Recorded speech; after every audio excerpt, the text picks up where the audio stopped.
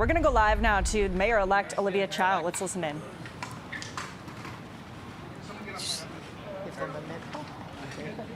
Let me, we okay? Ready? Yep.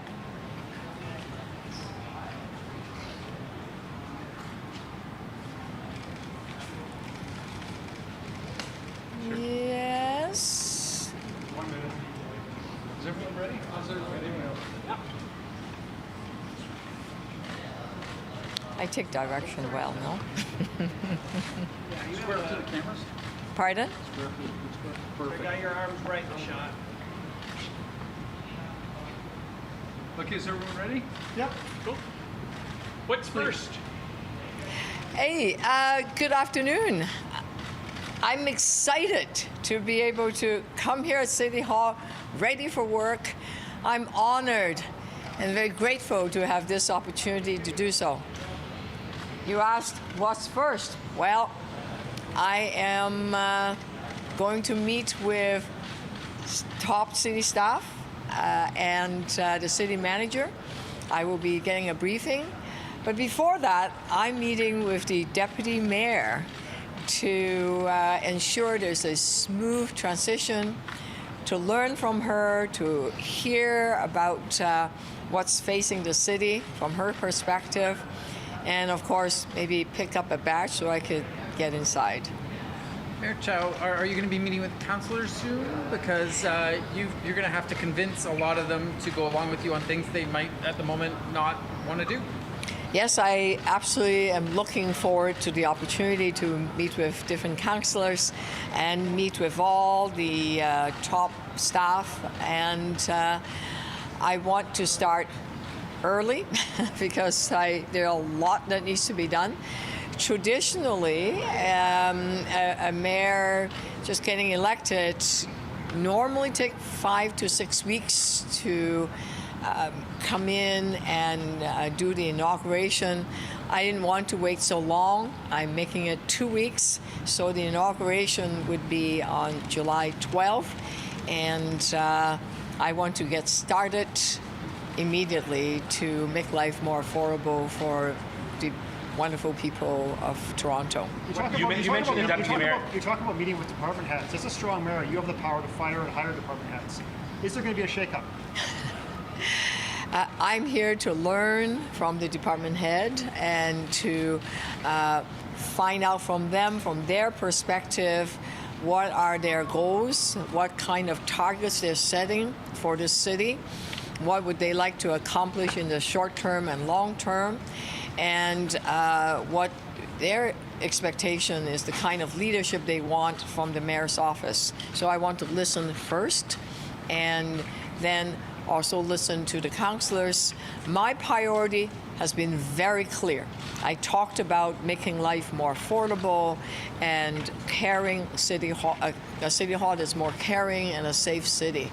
And I also want to open up City Hall and invite different, whether you are business, big, small, or labor, or residents groups, or nonprofit, civil society, and also former candidates. I want us to work together. So one of my first tasks is to listen and to learn, and then look for ways we could work together to achieve our common goals. Olivia, have you given any thought to who your deputy mayor will be? Collaboration. John Tory came in with a group of councillors you can count on. You don't necessarily have that. You'll have to talk to people. You're saying you're going to talk and listen, but will there be enough people to help push forward your agenda? Or do you already have to start thinking about, do I put water in my wine? What do you think? Water into wine. I'm not sure that tastes very good. But, well, I did that last night because I didn't want to drink too much white wine. But I think it's important that we work together. All through my political career, which is 30 years, I've always worked together. And I believe every city councillors and all the candidates really have a very clear goal. The goal is to build more housing, more affordable housing. If that's the goal, let's look at how we could, what kind of approaches we can take. and there, I am sure there will be common ground. And I know that there are some councillors that I might not know very well, but quite a few of them I've worked with before, that I've known before they were even councillors, right? Some of them are former assistants to councillors too. So I've worked with them before, and I would love to connect and find out from them directly what are their priorities, what are they experienced so far, what kind of expectation they have from the mayor's office, and let's come together and make sure council work for everyone. And yeah. Doug Ford has gone from calling you an unmitigated disaster to saying he can work with you. You had nice words for the Premier last night. He said this morning he can work with you. Can you work with him? I can absolutely work with Premier Doug Ford. We love this city, as you can tell. And if that is the goal, that we want to build more housing, because we've been talking about that. We know that Toronto is going to be welcoming a lot of immigrants coming to this city. And we want to make sure that there are a place for them to stay, not on the ground, not in parks. We want to make sure that their life is be as affordable and as livable as possible in this city. So there will be common ground. I look forward to working with Mr. Ford, Premier Ford, and his cabinet ministers, because last night, Minister of Housing and Municipal Affairs and I, Steve Clark, and I also have a conversation, and we said we look forward into dealing with the whole issue of housing. Olivia, have you given any thought to who you want your deputy mayor to be, and what kind of role you want that person to play in your administration? Oh gosh, not on the first day. You have No. said on the first day you'd like to get some housing projects, specifically the ones proposed by nonprofits, that seem to be kind of stuck in City Hall. You want to get them moving. Can you elaborate on that? What's the problem, and what are you going to do? I do not know what is the problem. That's why I'm here to learn about what is the problem. Yes, it's been stuck for a couple of years, and there may be good reasons. I hope not. I will be working with the staff very closely to say, hey, my priority is get the shovel in the ground now. Let's do it. And so let's get that done, right? And I'm a firm believer that if you set goals, set targets, an action plan, I need to achieve this number of housing being built. That percentage of it needs to be affordable. If you set the targets and be very clear by when, and let's look at then what is the action required to get to that stage. And then after we get that, let's then review what is the best practices, what can we do to make it faster, make it better, make sure that it is successful. And then we set another year of goals and timetable. If you don't have that kind of clear action plan, then things can slip through the cracks. Just look at Cafe TO, for example, something very small. It's just something so small that if we can't just get that done, then there's a problem. 係你好，首先恭喜你成功當選市長。我哋想問下咧，你第一樣成為多倫多市長會做嘅嘢係乜嘢咧？ She just asked the question that you ask in Chinese. In Cantonese, I'll answer what's the first thing I'm going to do. 我第一件事就係同我哋個副市長而家係開個會，同埋咧就係最高層嘅工作人員。咁我哋睇下點樣可以快啲起多啲樓，尤其是係可以承擔得起嘅樓。Olivia. Strong mayor power. But what if over the weeks and months you're finding that what you wanted to get done is not getting passed? Oh, I am sure that if you go to ask any of the councillors that do you wish to see housing built now, they will say yes. Would you like Cafe TO program be successful? Yes. Would you like to see the community centers and parks serve people better? They will say yes. Well, how can we improve the service of City Hall? What can the mayor's office do to support that goal? And once we set that, then we'll move forward together. I am convinced that that is the goal of all the councillors. But Olivia, there are many other things that are not as popular. You talked about tearing down the eastern portion of the Gardiner. Would you use the strong mayor powers to influence them, or how soon would you like to see, have those meetings with the city to start talking with the Gardiner? Well, the Gardiner is coming down anyway, whether I'm the mayor or not. You're talking about less than 1 kilometer of the Gardiner. Since it's coming down, it is going to be on the ground.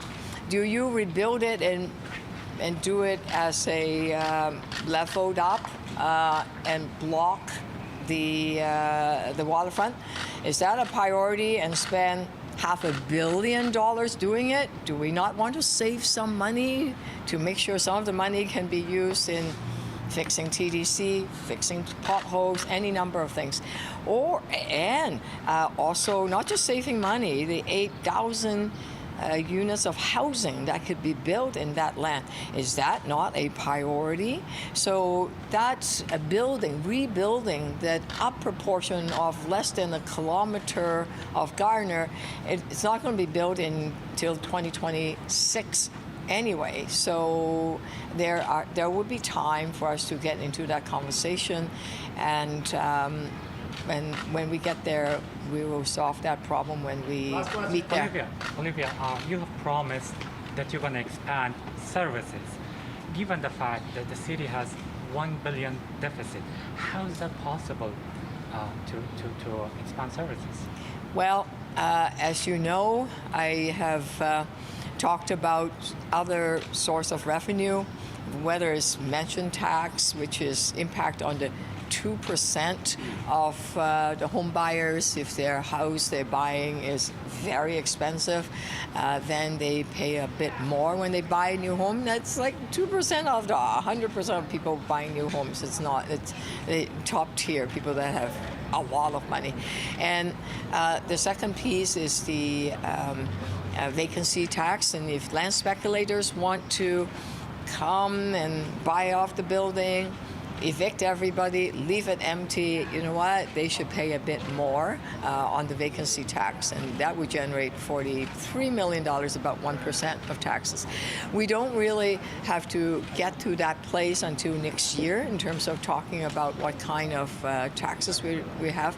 The budget deficit that is in front of City Hall in City Council is very serious. It's Mr. Tory the former mayor, left the city with 7% tax increase and still $1.5 billion of deficit. How am I going to deal with it? I will have to talk to the senior staff, talk to other councillors, and see if we could persuade the federal and the provincial government to partner with us. Because at the end of the day, a healthy and livable city of Toronto means a strong Canada, and a strong Ontario. So we'll figure that piece out. But do remember that $1.5 billion is where that deficit, it came from the previous administration. On top of it, that 7% tax increase that just been applied in the last 2 or 3 months did not come from Olivia Chow. Just becoming a mayor. It's been the previous administration. Mayor-elect, are you thinking twice about your promise not to use the strong mayor powers? I believe in democracy. The place where my mom and dad came from, Hong Kong, there are democracy warriors, or whether they're former legislators, lawyers, priests, are all in jail because they want a right to vote for who they want, and democracy, which is 50% plus one. So I do not want to violate the principle of democracy, and because that is pretty sacred. Olivia, you weren't born in Canada. Anna Bailao wasn't born in Canada. Mark Saunders wasn't born in Canada. Top 3 candidates yesterday, all immigrants to the country. What do you think it says about Toronto? Also very diverse group of candidates. What do you think that says? I think the signal is the city government wants to have a government that represents and reflect the population it's serving. It's important to reflect who we are representing. It's also saying to every Torontonians, doesn't matter where you came from, what is your skin color, faith, doesn't matter who you are, if you have the passion and ideas to contribute to the city, please, the door's open. Come, you have that power to do so. And that's a Toronto dream, is the hope that every immigrant or every resident, no matter where you're from, you could be, I don't know how many generations of people from Ireland in the turn of century. This city welcomed, it's called City of York, welcomed 50,000 Irish immigrants, well, refugees, into this place when we only had 30,000 residents here in the City of York at the turn of century. And look at the Toronto it is now. So Toronto's been built by as people, successive waves of refugees and immigrants to this country. After saying that, Indigenous people have been here for a long, long time, way before any of one arrived. We need to work harder in the reconciliation and share power with them. So that's one thing I would also honor. Olivia, you spent the better Sorry part... about a longer answer, but can't help it. Olivia, you've spent the better part of the last decade training the next generation of organizers through the Institute for Change Leaders. So campaigns are all about organizing. Being as specific as you can you reflect on how this new generation of leaders that you trained helped you to secure you the win through organizing? I'm not sure they win. The win is about just the people I train. What is organizing is bringing people together, building strong relationship with each other. Look at what we have in common. And that strong relationship is really what power is all about. And once you have that, whether you want a crossing guard and in your neighborhood so your kids are safer with a crosswalk, or whether you want a traffic light, or you want TUC buses to come more often. All of that is about organizing your neighbors, your communities, to make sure that City Hall hear from you. And or Queen's Park or the federal government. So I want to give that kind of power to people of Toronto so that they can feel, hey, City Hall is now open. We do have a say, not just election period. It's all about solving problems together. So that's what political organizing is all about. Do you see yourself as an organizer on council, trying to get votes, or is it you see that you have a bigger stick because you were just elected as mayor? It's, well, power comes from many different ways. Yes, as a mayor, as a new mayor, I do have some say, and I do have an office, I have staff. But I also see myself as their colleagues. And so we will work together that way. Okay, thank you. En français? My French is not very good, even though I understand some. Do you want me to do one last question? Sure. Olivia. Yeah. You promised that you're going to block the transfer of city lands for Ontario Place. Ontario Place. Okay. Ontario Place, that's where I bring my grandkids to skip rocks, watch sunsets, and I would love to keep it public. And yes, the city have series of land and some in the water also belongs to the city, and that whole matter has been deferred away. We're keeping it, and we'll talk to Premier Ford and Infrastructure Ontario to see what would be the future. I certainly believe that Ontario Place should be kept public and have a beautiful park where people can come and enjoy the waterfront. Thank you so much. I'm going to go in and meet with Deputy Mayor. And we've just been listening live to Mayor-elect Olivia Chow talking to reporters about a number of different issues facing Toronto. She says one of her first priorities is going to be about making life more affordable, and she will be sitting down and listening and learning from other levels of government to do that.